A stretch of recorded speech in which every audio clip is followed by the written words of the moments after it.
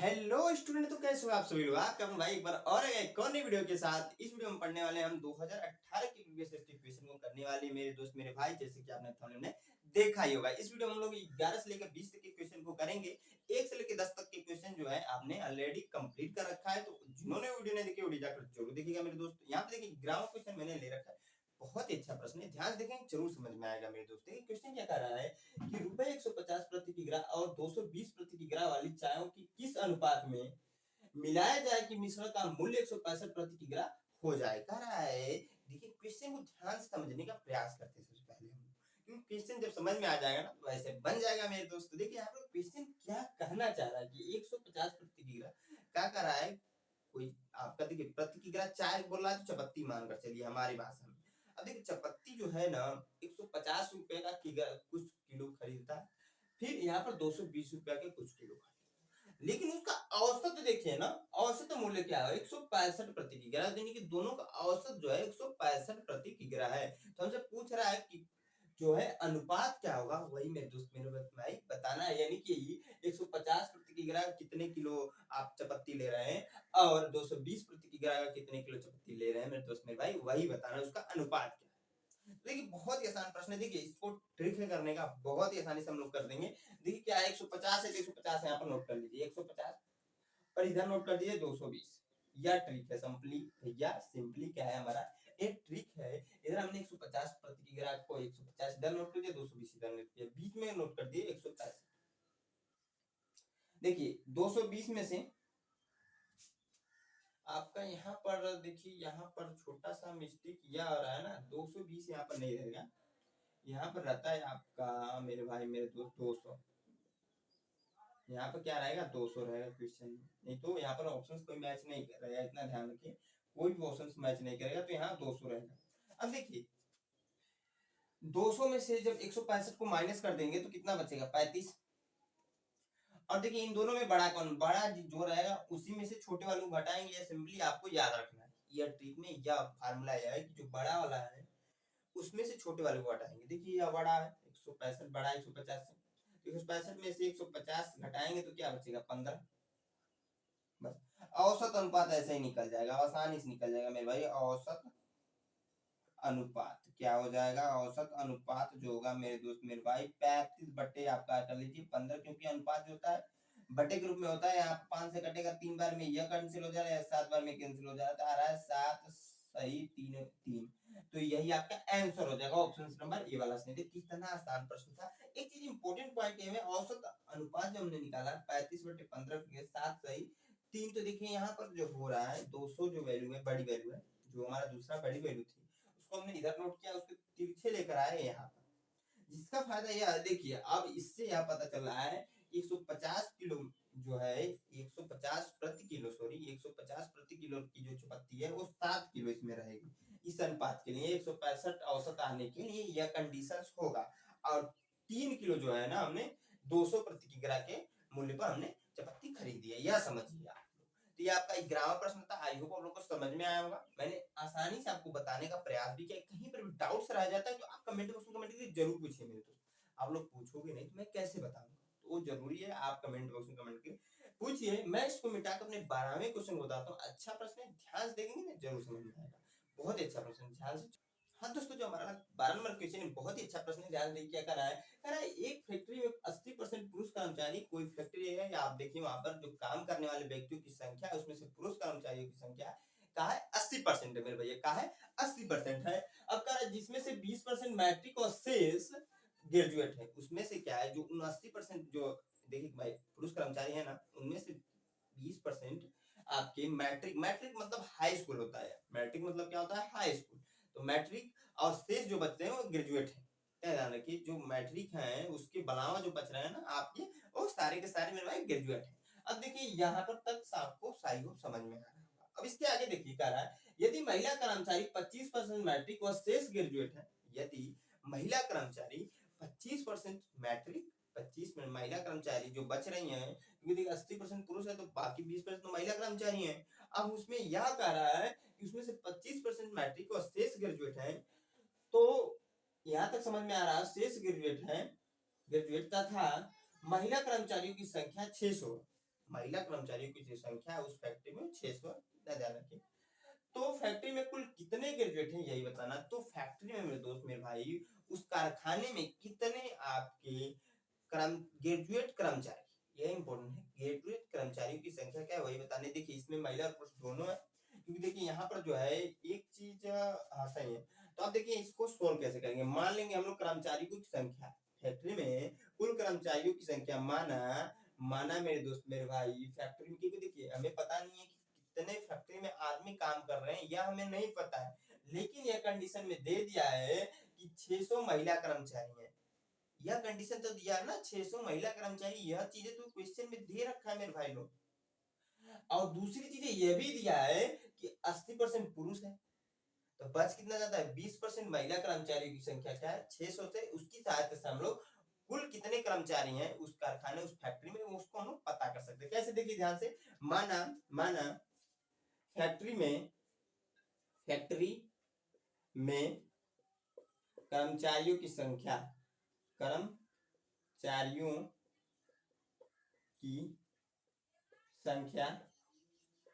X है। हमने मान लिया मेरे दोस्त मेरे भाई, माना फैक्ट्री में कर्मचारियों की संख्या क्या यक्स है। जब यक्स है तो यक्स का 20% अगर हम देखें तो 600 है। यक्स का 20% 600 दिया है, क्योंकि देखिए यक्स का 20%, क्योंकि देखिए 80% पुरुष है, और देखिए यह नहीं दिया है कितने परसेंट महिला कर्मचारी, लेकिन 80% पुरुष कर्मचारी है, तो उसका देखिए 80 के बाद क्या होता है 20% महिला कर्मचारी होंगे, उनकी संख्या दिया है 600। हम कह सकते हैं यक्स का 80%, क्योंकि देखिए यक्स कुल कर्मचारियों की संख्या है, तो इसका जो 20% बराबर 600 दिया है, तो कैसे हम लोग सॉल्व करते हैं यक्स गुणे। देखिए हम क्या कर सकते हैं यहाँ पर, ध्यान से देखिए यक्स गुणे आपका हो जाएगा 20/100, क्योंकि परसेंटेज हटाएंगे तो यहाँ पर भाग में आ जाएगा 100 बराबर 600। अब देखिए इसका इसमें गुणा हो जाएगा, यहाँ पर गुणे में इधर आएगा तो भाग में कन्वर्ट हो जाएगा, तो x बराबर हो जाएगा 600 गुणे 100 अब बटे 20। एक शून्य से एक शून्य कटेगा, 2 5 10, इसका इसमें जब गुणा होगा तो x बराबर 3000 आ जाएगा। तो कुल कर्मचारियों की संख्या फैक्ट्री में कुल कर्मचारियों की संख्या क्या हो जाएगी मेरे दोस्त मेरे भाई 3000। अब देखिए फैक्ट्री में कुल कर्मचारियों की संख्या अगर 3000 है, तो हमसे क्वेश्चन क्या क्या पूछ रहा है वो देखिए। पूछ यार रहा है कुल कितने ग्रेजुएट कर्मचारी हैं यही बताना है। देखिए हमने कुल जो कर्मचारी की संख्या है वो आपका 3000 निकाल दिया है, तो यहाँ से हम लोग क्या कर सकते हैं कि हाँ यहाँ से मैट्रिक तो 20% पास किए हैं पुरुष, और ग्रेजुएट है बाकी शेष। यहाँ से हम लोग पुरुष कर्मचारियों की संख्या निकाल सकते हैं। सिंपली यहाँ से हम लोग पुरुष कर्मचारियों की संख्या निकाल सकते हैं। तो देखिए पुरुष कर्मचारियों की संख्या अगर देखें, पुरुष कर्मचारियों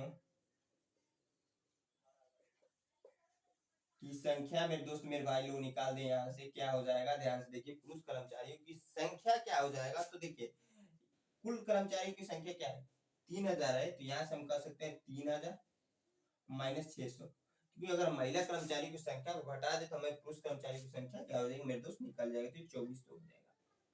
यह समझ में आ गया।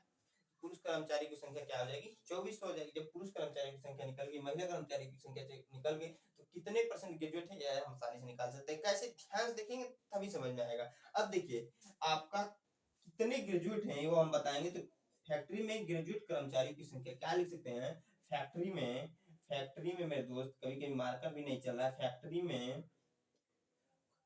में क्या हो जाएगा, फैक्ट्री में कुल ग्रेजुएटों की संख्या, कुल ग्रेजुएट की संख्या, कर्मचारी की संख्या रहेगा, मैं डायरेक्टली लिखता हूँ, संख्या क्या हो जाएगा मेरे दोस्त मेरे भाई।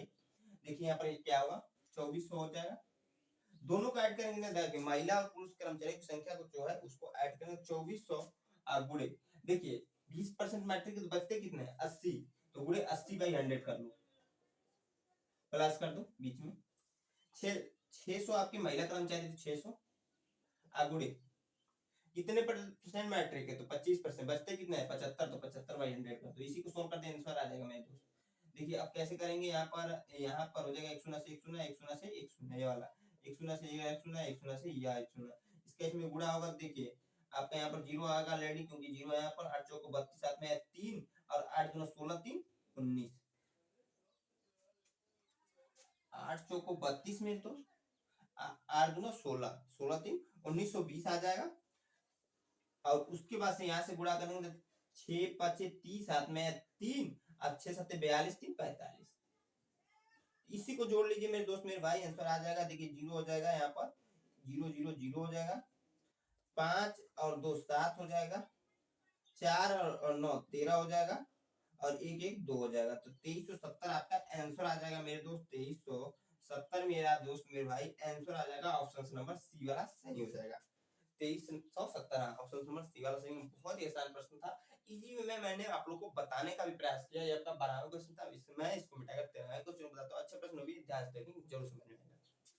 इसमें जो हमारा 13 नंबर क्वेश्चन है, बहुत ही अच्छा प्रश्न है। ध्यान देखिए क्या क्वेश्चन कह रहा है कि एक कार सवार पहले 100 किलोमीटर की दूरी, एक कोई कार पर सवार व्यक्ति है, कोई कार चला रहा है कोई व्यक्ति, न समझिए मेरे दोस्त मेरे भाई, और 100 किलोमीटर की दूरी 50 किमी प्रति घंटे की चाल से जाता है। कहने का मतलब यह है मेरे दोस्त मेरे भाई, वह जो है जो कार सवार है, कार जो व्यक्ति चला रहा है, वो 1 घंटे में 50 किलोमीटर की दूरी तय करता है। तभी तो हमने यहाँ पर नोट किया है, क्वेश्चन में दिया भी है 50 किलोमीटर प्रति घंटा। उसके बाद से कह रहा था अगले 120 किलोमीटर की दूरी 40 किमी प्रति घंटे की चाल से जाती है। यहाँ पर देखिए जाती नहीं, जाता है। तो अब तक 220 किलोमीटर की यात्रा जो औसत चाल है, क्योंकि देखिए 100 किलोमीटर पहली बार में चला 50 किलोमीटर प्रति घंटे की चाल से, दूसरे बार में 120 किलोमीटर की दूरी क्या चला है आपका 40 किलोमीटर प्रति घंटे की चाल से उसने चला। तो कह रहा है अब तक 220, दोनों को जोड़ेंगे तो 220 होगा, सिंपल सी बात है। किमी यात्रा की औसत चाल है, क्या चाल है वो बताना।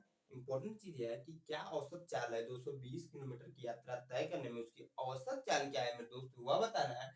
उसकी उसमें 242 किलोमीटर की दूरी तय करें तो उसे कितना समय लगेगा, और 242 किलोमीटर की दूरी तय करें तो कितना समय लगेगा मेरे दोस्त मेरे भाई, वही क्वेश्चन हमें बताना है। देखिए यहाँ पर दो क्वेश्चन दिया है, पहला कि औसत चाल क्या होगी, दूसरा जो क्वेश्चन दिया है कि 242 किलोमीटर की दूरी तय करने में क्या समय लगेगा ना, उसको बताने के लिए दोनों चीजों को हम लोग सोल्व करेंगे।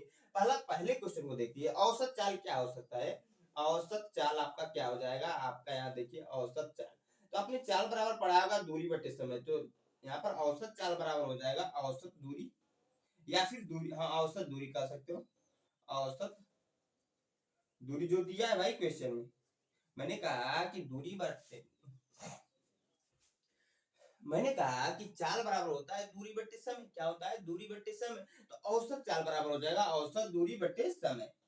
औसत समय भी कह सकते हो आप लोग, समय भी यहाँ पर नोट कर सकते हो। अब देखिए औसत दूरी जो दिया है 220, यह तो मेरे दोस्त मेरे भाई दिया है, बट समय क्या होगा, यह इंपॉर्टेंट पॉइंट है। तो समय देखिए यहाँ पर चाल बराबर, आप लोग ध्यान से देखेंगे तो चाल बराबर यहाँ पर आपने नोट किया है क्या है कि दूरी बटे समय। चाल बराबर आपने क्या नोट किया है, दूरी बटे समय मेरे दोस्त मेरे भाई, दूरी बटे, आपने समय नोट किया है कि नहीं, नोट किया है। यहाँ से समय निकाल दीजिए। समय कैसे निकालेंगे, देखिए यहाँ पर गुणे में भाग में, सॉरी इधर आएगा तो गुणे में कन्वर्ट हो जाएगा, इधर गुणे में है तो इधर आएगा तो भाग में कन्वर्ट हो जाएगा। तो समय बराबर हो जाएगा दूरी, अब बटे आपका हो जाएगा मेरे दोस्त मेरे भाई चार। क्योंकि देखिए यहाँ पर समय ही सिर्फ और सिर्फ पता है, लेकिन पहले कंडीशंस को हम लोग क्वेश्चन को सोल्व करें, इतना ध्यान रखिएगा। पहले कंडीशन देखिए 100 किलोमीटर की दूरी जो है 50 किमी प्रति घंटे की चाल से वो चलता है, तो दोनों को अगर ऐड कर दे, यह वाला भी और यह वाला भी, तो आपका समय निकल जाएगा, औसत समय जो है निकल जाएगा। इतना ध्यान रखिए। पहले कंडीशन में जो क्वेश्चन बन रहा था उसमें जो यह दूरी है, यह दूरी का अगर हम समय निकाले तो निकल जाएगा। तो देखिए 100 बाई हम कह सकते हैं, क्योंकि हमें पता है चार दूरी होता है, दूरी 100 किलोमीटर है, चाल है 50 किलोमीटर, तो 50 कर देंगे, प्लस कर देंगे 120, क्योंकि दूसरा कंडीशन क्या है 120 है, और उसमें क्या है चाल आपका 40 किलोमीटर है, तो रख दीजिए। एक शून्य से एक शून्य कट जाएगा, एक शून्य से एक शून्य कट जाएगा, 5 एकम 5, 5 दूना 10 और 4 एकम 4, 4 3 12। तो यहाँ हो जाएगा मेरे दोस्त 220, अब बटे हो जाएगा आपका 2 प्लस 3, यानी कि आपका यहाँ से अगर हम लोग सोल्व कर दें तो 220 बटे 5, 5 कम 5 और 5 को 20 और 5 को 20, 44 आ जाएगा। आपका जो आंसर यहाँ से आ रहा है 44 किलोमीटर प्रति घंटा, जो औसत चाल होगी वो 44 किलोमीटर प्रति घंटा। अब देखिए यहाँ पर जो हो रहा है, यहाँ पर घंटे में आंसर दिया, समय की वैल्यू दे रखा है, तो आप लोग कंफ्यूज मत होइएगा, क्योंकि दूसरा जो क्वेश्चन इसमें पूछा है ना, उसका आंसर दिया, उसका आंसर हमसे पूछ रहा था, इसलिए क्वेश्चन में, बाकी तो दो क्वेश्चन यहाँ पर बन रहे हैं तो वह मैंने बताया आपको। देखिए उसे कितना समय लगेगा यह हमें बताना। देखिए हमने समय बराबर यहाँ फॉर्मूला लिख भी रखा है, डायरेक्टली रखिए। दूरी है देखिए आपका 242, क्योंकि यहाँ पर देखिए दे रखा है 242 किलोमीटर की दूरी तय करने में कितना समय लगेगा मेरे दोस्त, वही बताना है। अब बटे 44। इससे अगर आप देखे हुए तो 11 से कटेगा, सिंपली 11 से भी कट सकता है और 22 से भी कट सकता है मेरे दोस्त, यह इंपॉर्टेंट पॉइंट है। तो 22 दूना 44, 22 से कम 22 और 22 से कम 22, 11/2 घंटे। क्योंकि देखिए अब हमने घंटे यहाँ पर क्यों डायरेक्टली बोल दिया, क्योंकि किलोमीटर प्रति घंटा है, मीटर प्रति सेकंड नहीं। यह इंपॉर्टेंट पॉइंट है, क्योंकि देखिए जब भी यहाँ पर कोई चीजें मिस हुई, यहाँ पर देखिए किलोमीटर प्रति घंटा है, यहाँ पर मीटर आता ना तो घंटा नहीं होता, सेकंड होना चाहिए, यह इंपॉर्टेंट पॉइंट है। अब देखिए 11/2 इसको हम लोग लिख सकते हैं 5 सही 1/2 घंटे। यही हमसे पूछ रहा था, कहीं ऑप्शन मैच करा तो ऑप्शन वाला सी मैच करा, कहीं हमारा आंसर हो जाएगा। बहुत ही आसान प्रश्न था, मैंने बताने की भी कोशिश की आसानी से। आई होप आप लोग को समझ में आया, और कहीं पर भी डाउट हो रहा जाता तो आप क्या कीजिए, कमेंट बॉक्स कमेंट पे जरूर कीजिए। मैं इसको मिटाकर अपने अगले क्वेश्चन 14 नंबर क्वेश्चन को बताता हूँ। बहुत ही अच्छा प्रश्न है, ध्यान से देखेंगे जरूर समझ में आएगा मेरे दोस्त। हाँ तो इसमें जो हमारा नेक्स्ट क्वेश्चन है 14 नंबर, उसको हमने यहाँ पर नोट कर दिया। बहुत ही अच्छा प्रश्न है, ध्यान देखिए क्या कह रहा है क्वेश्चन। क्वेश्चन कह रहा है कि एक गाड़ी का अंकित मूल्य से 32 रुपए छूट देकर बेचने पे दुकानदार को 15% का लाभ होता है। क्या हो रहा है, उसने क्या किया, दुकानदार ने 32 रुपए की छूट दी। उसका जो अंकित मूल्य जो उस पर प्रिंट है उस घड़ी पे, कोई घड़ी है, सिंपली समझिए कोई घड़ी है, सिंपल समझिए, दुकान में जाएंगे आप लोग, मान लीजिए दुकान पे आप गए, मान लीजिए सपोज कर लीजिए आप, अब वहां पर जाकर आपने एक घड़ी खरीदी, घड़ी का जो अंकित मूल्य है, अंक जो प्रिंटेड मूल्य है, उससे क्या किया, उसने 32 रुपए छूट देकर बेचा। बेचने पे क्या हुआ, दुकानदार को 15% का लाभ प्राप्त हो गया। अब कह रहा है इसका क्रय मूल्य 320 हो तो अंकित मूल्य से बेचने से कितने प्रतिशत लाभ होगा। देखिए इसका क्रय मूल्य भी यहाँ पर नोट डाउन कर दिया है कि 320 है। क्रय मूल्य का मतलब क्या होता है, देखिए ये लाभ हानि का क्वेश्चन है, बहुत ही अच्छा प्रश्न है। देखिए क्रय मूल्य मतलब होता है जो दुकानदार लेकर आया है उस सामान को, जो आप घड़ी है, दुकानदार ने भी तो कहीं से खरीदी होगी ना मेरे भाई, तो वह जो है 320 रुपए में उस घड़ी को खरीदा है और उसने क्या किया, 15% के लाभ पर बेचा है। यह दो चीजें, दो पॉइंट पीछे से निकल रहा है। अब कह रहा है तो अंकित मूल्य पर बेचने से कितने प्रतिशत लाभ होगा। देखिए उस क्वेश्चन यह हमसे पूछा है, यह इंपॉर्टेंट पॉइंट, क्वेश्चन यह हमसे पूछ रखा है कि अंकित मूल्य पर वो बेच रहा है, यानी कि जो प्रिंटेड है उस वॉच पर आपका जो प्राइस कह सकते हैं या मूल्य कह सकते हैं, उस रेट पर बेचने पे उसे कितने परसेंट का लाभ होगा, कितने प्रतिशत का लाभ होगा, वही दोस्त मेरे भाई बता रहे हैं। बहुत ही आसान प्रश्न है, आसानी से करेंगे, ध्यान से देखेंगे, समझ में जरूर आए। देखिए अब देखिए हम लोग क्या निकाल सकते हैं, सबसे पहला काम क्या करते हैं, विक्रय मूल्य निकालेंगे। विक्रय मूल्य होता क्या है, यह अभी क्वेश्चन मेरे भाई लोग के मन में आ रहा होगा कि विक्रय मूल्य क्या होता है। तो विक्रय मूल्य जो होता है ना, दुकानदार, क्रय मूल्य का मतलब यह होता है दुकानदार ने जिस प्राइस में उस जो घड़ी है उसको खरीद लिया, कोई भी वस्तु खरीद ले, विक्रय मूल्य के का मतलब ये होता है जिस प्राइस में उसने बेची, क्या है कि जिस प्राइस में बेची वह मूल्य हम लोग निकाल रहे हैं। अभी देखिए 32%, देखिए 32 रुपए छूट देकर बेचा है, उसके बारे में हम जिक्र नहीं कर रहे हैं, कितने रुपए में उसने उस घड़ी को बेचा उसके बारे में हम लोग जिक्र कर रहे हैं। अब देखिए विक्रय मूल्य यहाँ पर हो जाएगा जो आपका 320, क्रय मूल्य प्लस होता है, क्रय मूल्य प्लस होता है आपका R/100, R/100, R होता है यहाँ पर आपका परसेंटेज रेट, इसको हम लोग बोल सकते हैं R/100 गुड़े प्लस गुड़े, सॉरी गुड़े 320। इसी को सॉल्व कर दिए, देखिए क्या 320, यहाँ पर एक शून्य कट जाएगा। देखिए यहाँ पर आप काट सकते हैं इसको, देखिए आर की वैल्यू दे रखा है, आर की वैल्यू यहाँ पर 15 है, तो 15/10 गुड़े 32। तो देखिए यहाँ पर क्या हो जाएगा, यहाँ पर 320 प्लस 5 यहाँ पर क्या हो जाएगा मेरे दोस्त मेरे भाई, 5 दूना 10 और 5 15 और 2 से काटेंगे तो 16 में भी कैंसिल होगा, 16 फिर से इसका इसमें गुणा होगा, 16 42 की 48, तो 48 मेरे दोस्त। अब देखिए यहाँ पर क्या आ जाएगा, 8 हो जाएगा, इसको हम लोग जोड़ रहे हैं तो देखिए 8 हो जा रहा है, फिर 12 6 हो जा रहा है, यहाँ पर 3, यानी 368 रुपए उसने जो है उस घड़ी को बेचा है, और 368 रुपए का उसने घड़ी को बेची। अब उस पे कह रहा है अंकित मूल्य क्या है। अंकित मूल्य देखिए यहाँ पर 32 रुपए उसने छूट दी, तो इसको ऐड कर लीजिए, इसमें ऐड करेंगे तभी तो पता चलेगा कि भैया उसने 32 रुपए छूट दी, इस प्राइस में तो उसने बेचा है, अब 32 रुपए छूट दी, तो इसका मतलब हो जाएगा अंकित मूल्य बराबर हो जाएगा अंकित मूल्य जो निकालेंगे, सबसे पहला काम करेंगे अंकित मूल्य निकालेंगे, तो अंकित मूल्य क्या हो जाएगा 368, आप प्लस कर सकते हैं हम लोग क्या 32 के, 368 प्लस 32 कर देंगे तो 400 हो जाएगा, यह होगा अंकित मूल्य आपका। यह मेरे दोस्त मेरे भाई ये आपका अंकित मूल्य हो गया। अब देखिए इससे हम लोग को परसेंटेज निकालना है, क्या निकालना है, इससे हमको परसेंटेज निकालना है, क्योंकि हमसे पूछ रहा है प्रतिशत लाभ क्या होगा। तो प्रतिशत लाभ यहाँ पर देखिए, प्रतिशत आपका यहाँ पर देखिए हम नोट कर सकते हैं, प्रतिशत लाभ यहीं से निकल जाएगा। बहुत ही आसान प्रश्न है। प्रतिशत लाभ जो होगा, फार्मूला है देखिए, जितने भी फार्मूले बेस्ट क्वेश्चन होते हैं सभी आसान क्वेश्चन होते हैं, लेकिन फार्मूले मेरे भाई लोग को याद ही नहीं रहता, मेरे को पता है। लेकिन आप प्रैक्टिस करते हो ढंग से क्वेश्चन का, जितने मैं क्वेश्चन यहाँ पर बता रहा हूँ उन क्वेश्चन को खुद से प्रैक्टिस करते हो तो आपको फार्मूले डेफिनेटली याद होंगे एग्जाम में। क्योंकि एग्जाम में बहुत कम टाइम रह गया, तो मेहनत कीजिए बहुत अच्छे से, क्योंकि पढ़ने में मन नहीं लगता है, मेरे को पता है। लेकिन अगर कामयाबी पानी है तो अपने आप को दुख और तकलीफ देनी पड़ेगी मेरे दोस्त। मैं इसको देखिए प्रतिशत आपको बताता हूँ, बहुत ही अच्छा यहाँ पर टॉपिक चल रहा है, मैं टॉपिक से भटक गया था, तो देखिए वो होता रहेगा, लेकिन यहाँ प्रतिशत लाभ को देखते हैं। प्रतिशत लाभ का जो फार्मूला होता है मेरे दोस्त मेरे भाई, प्रतिशत लाभ का यहाँ फार्मूला होगा ना, तो वो होता है आपका अंकित मूल्य। यहाँ पर देखिए विक्रय मूल्य यह हो जाएगा आपका, ध्यान देखिए यहाँ पर, अब विक्रय मूल्य यह हो जाएगा, यानी कि आपका हो जाएगा 400 विक्रय मूल्य माइनस क्रय मूल्य, तो 320 बटे क्रय मूल्य, यानी कि 320। देखिए फार्मूला होता है विक्रय मूल्य माइनस क्रय मूल्य बटे क्रय मूल्य गुणे 100। परसेंटेज निकालने का यही तरीका होता है। इसको घटाएंगे तो 80 आ जाएगा, 80/320 गुणे 100, एक शून्य से एक शून्य कैंसिल हो जाएगा। देखिए यहाँ पर ध्यान से, और मेरे भाई 16 दूना 32, और यहाँ पर क्या हो जाएगा 16 दूना, जब यहाँ पर नीचे 32 16 16 पचे 80 होगा, 2 कम 2 और 2 पचे 10, यानी कि 25% आ जाएगा। ऑप्शन नंबर डी वाला सही। तो कितना आसान प्रश्न था, प्रतिशत लाभ हमने निकाल दिया 25%। अगर उस व्यक्ति ने 32% की छूट पर उस सामान को जो घड़ी उसको नहीं बेच रहा है तो उसे 25% का लाभ होगा। लेकिन 32 रुपया छूट दे रहा है, 32% नहीं, 32 रुपए का छूट देने के बाद उसे 15% का लाभ हो रहा है, जो क्वेश्चन में ऑलरेडी दे रखा था, हमें यह बताना था, हमने बता दिया। आई होप आप लोगों को क्वेश्चन समझ में आया। कहीं कोई डाउट्स हो, मैं हमेशा बोलता हूँ मेरे भाई कमेंट करो ना, कमेंट ही नहीं करते हो आप लोग तो कैसे मैं बताऊंगा।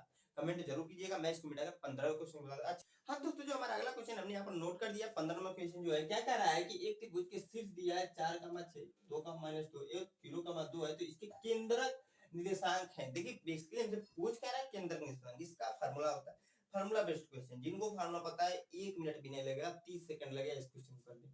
तरीका होना चाहिए। देखिए प्रोसेस जरूरी नहीं होता, पॉलिटेक्निक में इतना ध्यान दीजिए, कॉम्पिटिटिव एग्जाम में प्रोसेस जरूरी नहीं है, आपको सिर्फ आंसर लाने की जरूरत होती है। तो अगर आपका प्रैक्टिस अच्छा रहेगा तो आप 30 सेकंड में इस क्वेश्चन को करते हो। बहुत ही आसान प्रश्न है, 2018 में आ चुका है ऐसे प्रश्न। जरूरी नहीं है 2018 में आया, 2018 में 21 में भी आया, 22 में भी आया, 20 में भी आया, 19 में भी आया, ऐसे प्रश्न बहुत ही आसान प्रश्न, मोस्ट इंपोर्टेंट प्रश्न है, ध्यान रखिए ये मोस्ट इंपोर्टेंट प्रश्न है। देखिए इसको सॉल्व करते हैं। केंद्रक निकालने का जो फार्मूला होता है, केंद्रक निर्देशांक निकालने का फार्मूला होता है, कह सकते हैं हम लोग केंद्रक निकालने का जो फार्मूला होता है मेरे दोस्त मेरे भाई, एक्स वाई होता है इधर, अब बराबर होता है x1 plus x2 plus x3 बटे 3 होता है, कामा होता है y1 plus y2 plus y3 बटे 3 होता है। यही आपका फार्मूला होता है मेरे दोस्त। इसी फार्मूले को अप्लाई कर देते हैं, आंसर आ जाएगा। देखिए इसको x1 मानते हैं, इसको y1 मानते हैं, इसको x2 मानते हैं, इसको y2 मानते हैं, इसको x3 मानते हैं, इसको y3 मानते हैं। जहां जहां पर देखिए जो जो वैल्यू यहाँ पर x1 x2 x3 की वैल्यू यहाँ रखिए, इनसे y1 plus y2 plus y3, यानी कि y1 y2 y3 की वैल्यू इन्हीं से निकाल कर रखेंगे। देखिए इसको सोल्व कर देंगे, आंसर हमारा आ जाएगा।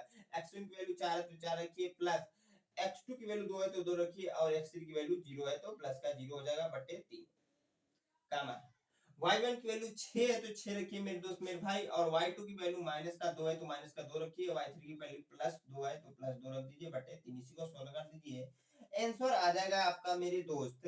यहाँ पर हो जाएगा 6/3 हो जाएगा, कामा हो जाएगा 6/3 हो जाएगा, 3 एक कम 3 3 दूना 6, 3 एक कम 3 3 दूना 6, यानी कि ये आपकी जो वैल्यू आ जा रही है 2,2, यही आपका आंसर हो जाएगा मेरे दोस्त मेरे भाई। तो ऑप्शन नंबर सी वाला सही। बहुत ही आसान प्रश्न, मैंने आसानी से कर भी दिया। इसको मिटाकर मैं 16वें क्वेश्चन बताता हूँ, बहुत ही अच्छा प्रश्न है, ध्यान से देखें जरूर समझ में आएगा। जो हमारा अगला 16 नंबर क्वेश्चन हमने यहाँ पर नोट कर दिया। क्वेश्चन क्या कह रहा है, यदि बिंदु 1,2 x का -1 एवं 4,5 समरेखीय हो तो x का मान क्या होगा, वही मेरे दोस्त मेरे भाई बताना। ये भी बहुत ही मोस्ट इंपोर्टेंट क्वेश्चन, इतना ध्यान रखना। हमने 2019 का प्रीवियस क्वेश्चन कर दिया, यूपी पॉलिटेक्निक का 2020 का कर दिया, जो है कर दिया।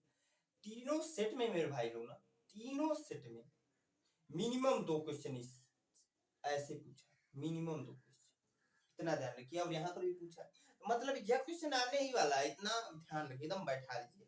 सनरेखा क्वेश्चन देखिए, क्षेत्रफल में फार्मूला लगेगा, आपने पढ़ा होगा, नहीं पढ़ा तो मैं यहाँ पर ऑलरेडी बता चुका हूँ बहुत बार से, नहीं पढ़ा है अभी तक तो आप लोग देख लीजिए। त्रिभुज का क्षेत्रफल का फार्मूला लगेगा सबसे पहला, त्रिभुज का क्षेत्रफल बराबर होता है, संरेख का मतलब होता है त्रिभुज का क्षेत्रफल बराबर होता है मेरे दोस्त मेरे भाई बराबर 0 हो जाता है। इतना ध्यान रखिए, त्रिभुज का क्षेत्रफल बराबर होता है 0 का।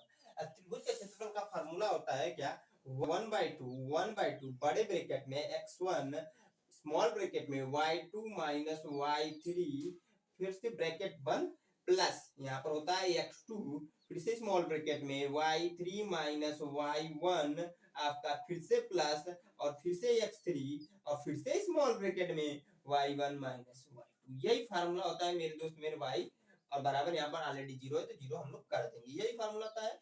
इसको आप लोग याद कीजिए, त्रिभुज का क्षेत्रफल बराबर होता है क्या, 1/2 ब्रैकेट में बड़े ब्रैकेट में क्या होता है x1 फिर स्मॉल ब्रैकेट में y2 minus y3 plus x2 फिर से ब्रैकेट में होता है y3 minus y1 plus x3 फिर से ब्रैकेट में होता है y1 माइनस y2 बराबर 0। अब देखिए यहाँ पर एक इंपॉर्टेंट पॉइंट है कि बहुत सारे कंडीशनों में संरेख ना पूछकर त्रिभुज का क्षेत्रफल पूछ लेता है, तो यही फार्मूला वहां पर भी अप्लाई होगा, त्रिभुज के क्षेत्रफल की वैल्यू वहां पर निकल जाएगी, बराबर 0 करने की जरूरत नहीं है, संरेख है तब करना है, इतना ध्यान रखिएगा। अब देखिए यहाँ पर इसको x1 मान लेते हैं, इसको y1 मान लेते हैं, इसको x2 मान लेते हैं, इसको y2 मान लेते हैं, इसको x3 मान लेते हैं, इसको हम लोग y3 मान लेते हैं, इतना ध्यान रखिए।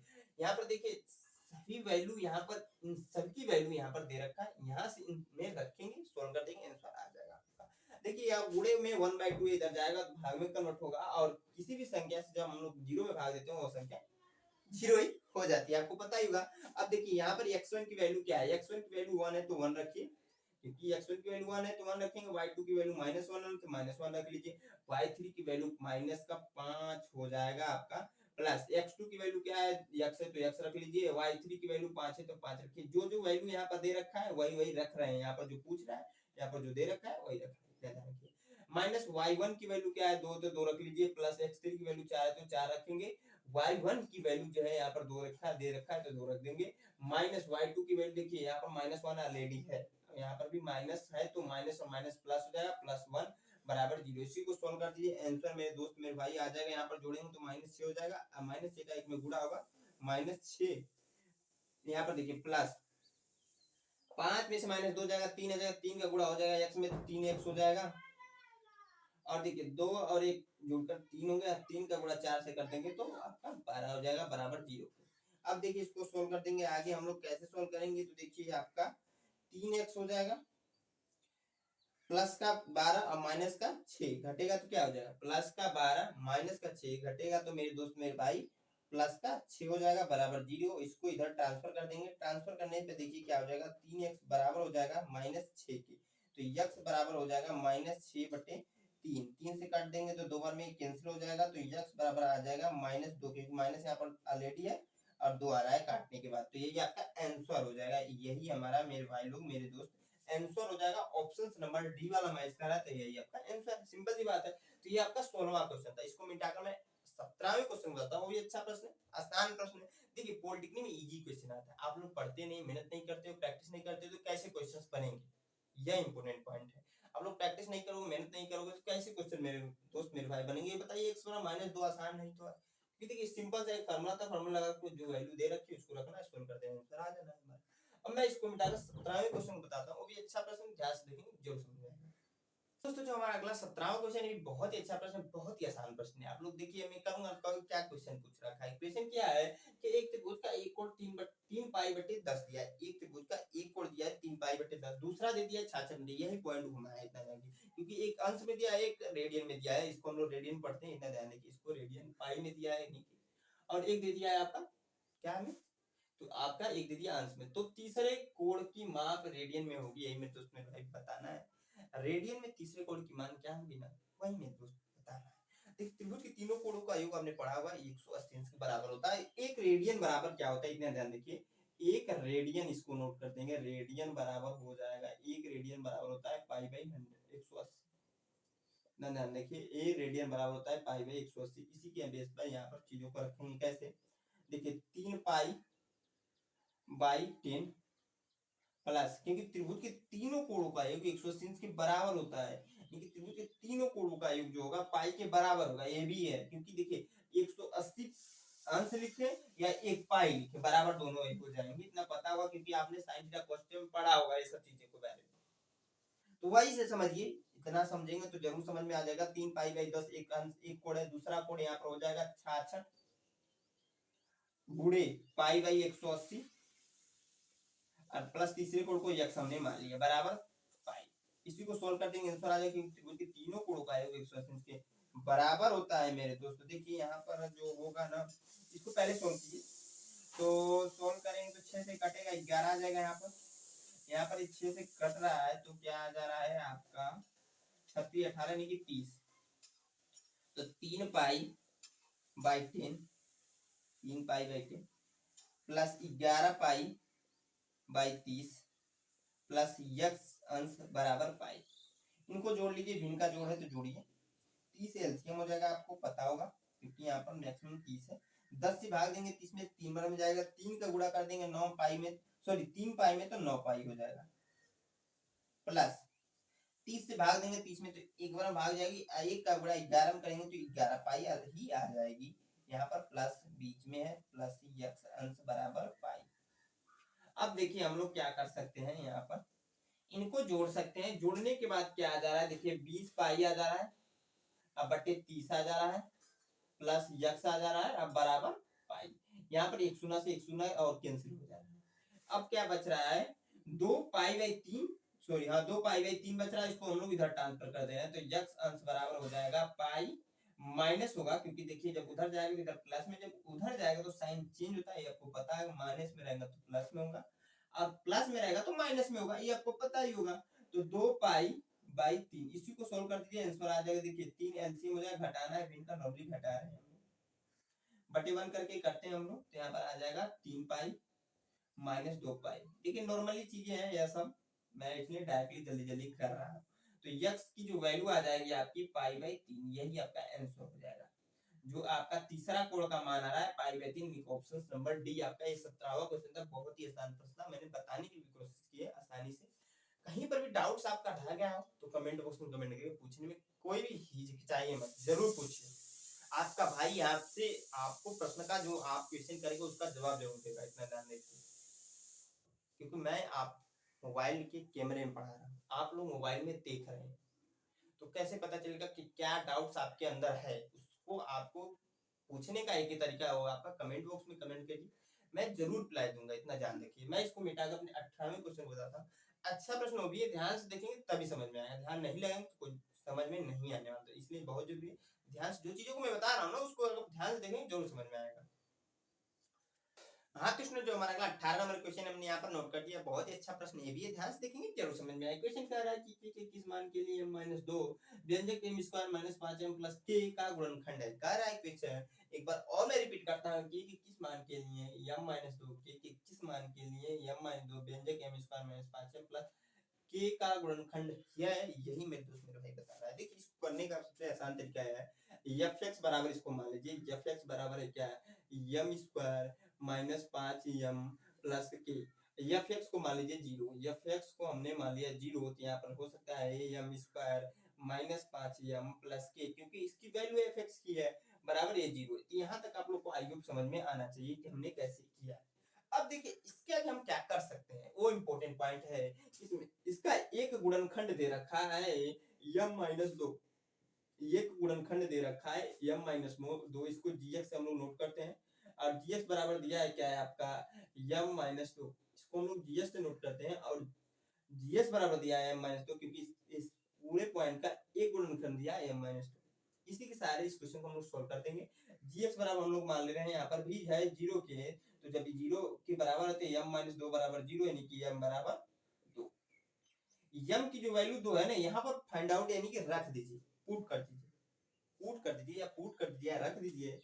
तो m बराबर जब 2 रखेंगे तो 2 का स्क्वायर हो जाएगा, क्योंकि m की वैल्यू 2 है, यहाँ पर -5 गुणे 2 प्लस k बराबर 0। इसी को सोल्व कर दीजिए, आंसर आपका आ जाएगा, यहाँ पर 4 हो जाएगा, यहाँ पर -10 हो जाएगा, यहाँ पर प्लस का k हो जाएगा, बराबर 0 हो जाएगा। इसको सोल्व करेंगे आगे, -6 प्लस k बराबर 0, तो k बराबर आपका 6 आ जाएगा प्लस का, क्यों, क्योंकि मेरे दोस्त ये माइनस का 6 है, यहाँ पर जब इधर को इसको ट्रांसफर कर देंगे तो यहाँ पर साइन चेंज होता है, आपको पता होगा। तो ऑप्शन नंबर बी वाला सही है, क्योंकि वही मैच कर रहा है हमारा। नॉर्मल सी बात है। तो मैं इसको मिटाकर 18 को मिटाकर 19वें क्वेश्चन में बताता हूँ, वो भी अच्छा प्रश्न है, ध्यान से देखेंगे वो भी समझ में आएगा। बहुत इजी प्रश्न है पॉलिटेक्निक में, आप लोग कहते हैं टफ है, मेहनत करते नहीं तो कहोगे नहीं टफ है, पढ़ोगे नहीं तो कैसे भैया चीजें आएंगी आप।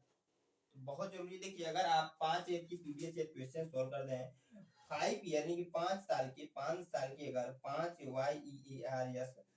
5 ईयर की प्रीवियस ईयर क्वेश्चन सॉल्व कर देते हैं तो मैं 100% कर सकता हूँ कि आपका एग्जाम बहुत अच्छा जाएगा, बहुत अच्छा एग्जाम जाएगा, इतना ध्यान रखिएगा। मैं इसको मिटाकर अपने अगले क्वेश्चन 19 नंबर क्वेश्चन बताता हूँ, वो भी आसान प्रश्न है, इजी प्रश्न है, जो भाई लोग थोड़ा सा ध्यान लगाकर देखेंगे जरूर समझ।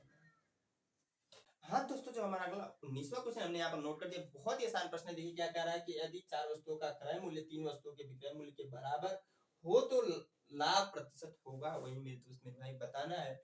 हमने आप ऑप्शंस नोट कर दिए, बहुत ही आसान प्रश्न मेरे दोस्त। क्यों आसान कर रहे हैं, देखिए कैसे हो जा रहा है। देखिए यहाँ पर एक फार्मूला लगे और फार्मूला अगर आपको याद है तो यूं 1 मिनट में क्वेश्चन हो जाएगा। प्रतिशत लाभ का फार्मूला होता है कि विक्रय मूल्य माइनस क्रय मूल्य बट्टे क्रय मूल्य गुणे 100, यह फार्मूला होता है। और फार्मूला अप्लाई करेंगे तभी क्वेश्चन आसानी से सॉल्व होगा। उसके पहले इसमें क्वेश्चन दे रखा है यार, 4 वस्तु का क्रय, क्रय मूल्य मतलब होता है कोई दुकानदार किसी वस्तु को खरीद कर जिस मूल्य पर लाता है उसे क्रय मूल्य कहते हैं। और 3 वस्तुओं के विक्रय मूल्य के बराबर विक्रय मूल्य उसे कहते हैं जो वो दुकानदार किसी व्यक्ति को, जो वस्तु मान लीजिए उसने क्या किया, 4 वस्तु को खरीद कर लाया 400, और उससे मेरे भाई उसने क्या किया, 3 वस्तुओं को बेचने में 400 उसको मिल गया। उन चारों वस्तुओं में से उसमें से सिर्फ और सिर्फ 3 जब मिल गया बेचा तभी 400 मिल गया, यह समझिए। यानी कि जिस प्राइस में दुकानदार किसी व्यक्ति को बेचता है उसे विक्रय मूल्य, जिस प्राइस में वो दुकानदार खरीद कर ला रहा है कहीं से उसे हम क्रय मूल्य कहते हैं। यह सिंपल सी बात है। अब देखिए इसका मतलब यह है कि 4 वस्तुओं का, यहाँ से देखिए ध्यान से, कि 4 वस्तुओं को थोड़ा सा अच्छे से लिखता हूं मैं, मार्कर नहीं चल रहा है। वस्तुओं का क्रय मूल्य बराबर हो जाएगा 3 वस्तुओं के विक्रय मूल्य के। 3 वस्तुओं के विक्रय मूल्य के बराबर होगा मेरे दोस्त। विक्रय, यहाँ पे देखिए विक्रय अच्छे से नोट में कर दे रहा हूँ, विक्रय मूल्य के बराबर होगा 3 वस्तुओं के विक्रय मूल्य के बराबर। 4 वस्तु का क्रय मूल्य 3 वस्तुओं के विक्रय मूल्य के बराबर होगा। सिंपली यह ध्यान रखिए। यहाँ से हम लोग विक्रय मूल्य बराबर निकाल सकते हैं। यहाँ से विक्रय मूल्य बराबर हम लोग निकालें तो, क्यों कह रहा 4 वस्तु का क्रय मूल्य, ध्यान से देखिए 4 वस्तु का क्रय मूल्य 3 वस्तुओं के विक्रय मूल्य के बराबर, जो सही है, सिंपली सही, कोई दिक्कत की बात नहीं। तो विक्रय मूल्य बराबर हो जाएगा 4/3 क्रय मूल्य। मैं डायरेक्टली लिखता हूँ यहाँ पर, देखिए वस्तु का छोड़ दिया, क्रय मूल्य मैंने लिखा। अब प्रतिशत लाभ का फार्मूला अप्लाई कर देंगे, आंसर आ जाएगा। प्रतिशत लाभ का फार्मूला क्या होता है, ध्यान से देखिए प्रतिशत लाभ का फार्मूला क्या होता है। प्रतिशत लाभ का फार्मूला मेरे दोस्त मेरे भाई होता है विक्रय मूल्य माइनस क्रय मूल्य बटे क्रय मूल्य गुणे 100, यही होता है प्रतिशत लाभ का फार्मूला। विक्रय मूल्य क्या है, विक्रय मूल्य बराबर है 4/3 क्रय मूल्य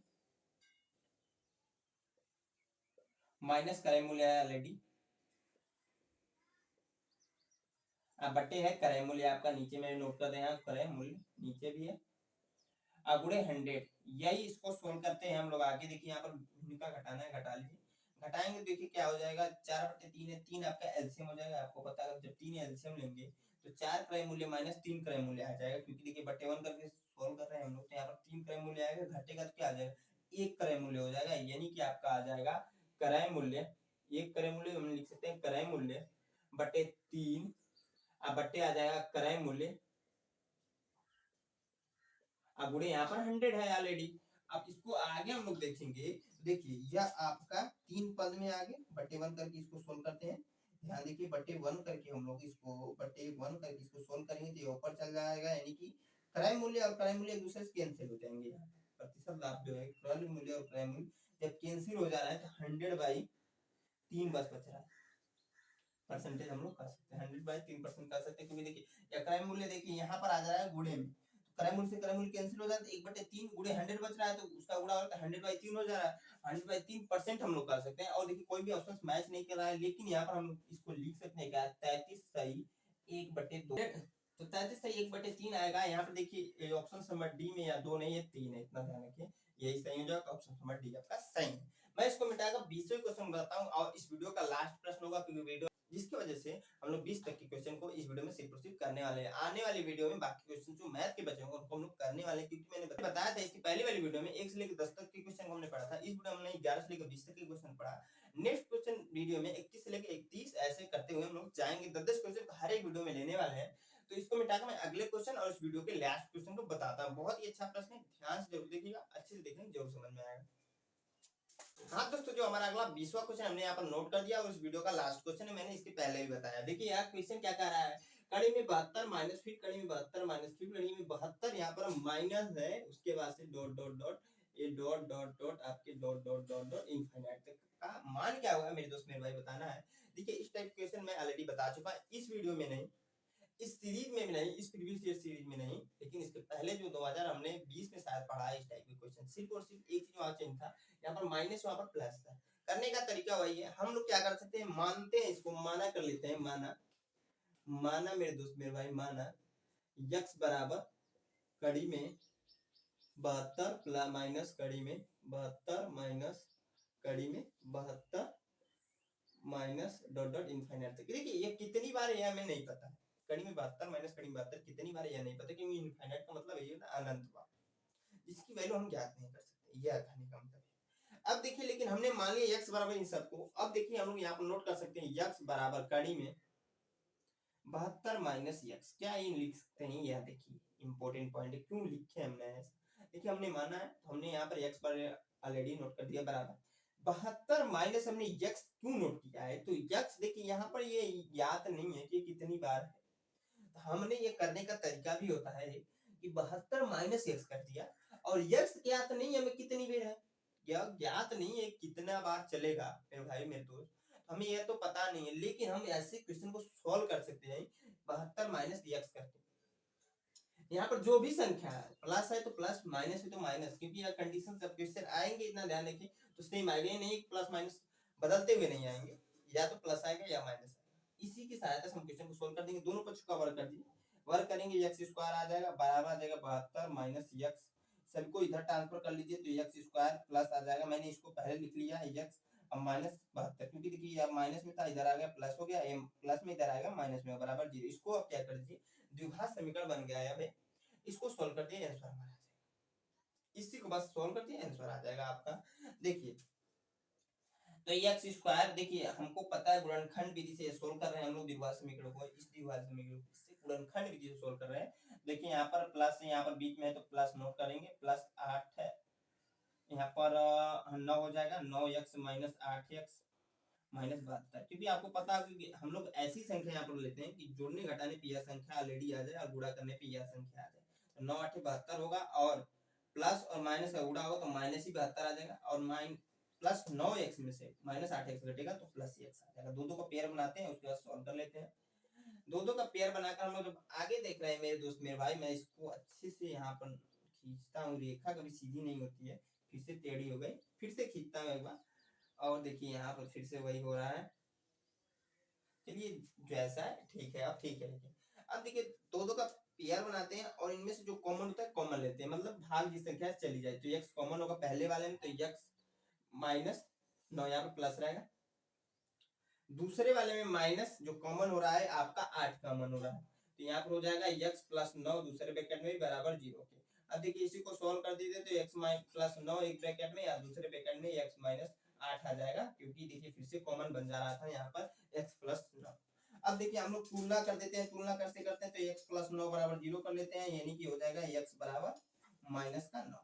दूसरे को भी तुलना कर देंगे, x माइनस 8 बराबर 0 कर देंगे तो x बराबर आ जाएगा आपका 8। अब देखिए इसमें से कौन सा आंसर सही है, यह इंपॉर्टेंट पॉइंट है। तो एक चीज ध्यान दीजिए, कभी भी इसका जो आंसर आएगा, इसका जो आंसर आएगा माइनस में नहीं आएगा, ऑप्शंस में भी कहीं माइनस दिख भी नहीं रहा, तो या तो आप छोड़ ही दीजिए, इसको आप भूल जाइए, बचता क्या है ये 8, तो यही आपका आंसर होगा, ऑप्शन नंबर ए वाला हमारा सही हो जाएगा। तो सिंपल चीज है। तो इस जो क्वेश्चन था इसका आंसर 8 आ गया, ये आपका लास्ट क्वेश्चन था इस वीडियो का। आने वाली वीडियो हम लेकर जो बचे हुए क्वेश्चन थे उनको हम लोग सोल्व करेंगे, तो उस वीडियो को आप लोग जरूर देखिएगा। आई होप आप लोग की यह वीडियो जो है अच्छी लगी, अभी तक आपने देखा है तो आपको ये वीडियो जरूर पसंद आई होगी। तो लाइक अभी तक नहीं किया तो लाइक जरूर कीजिएगा, दोस्तों के साथ शेयर कर दीजिए अभी के अभी। और हमारे चैनल पहली बार विजिट करके अभी तक वीडियो को देख रहे हैं, सब्सक्राइब नहीं किया तो सब्सक्राइब कर लीजिएगा। तो जय हिंद दोस्तों।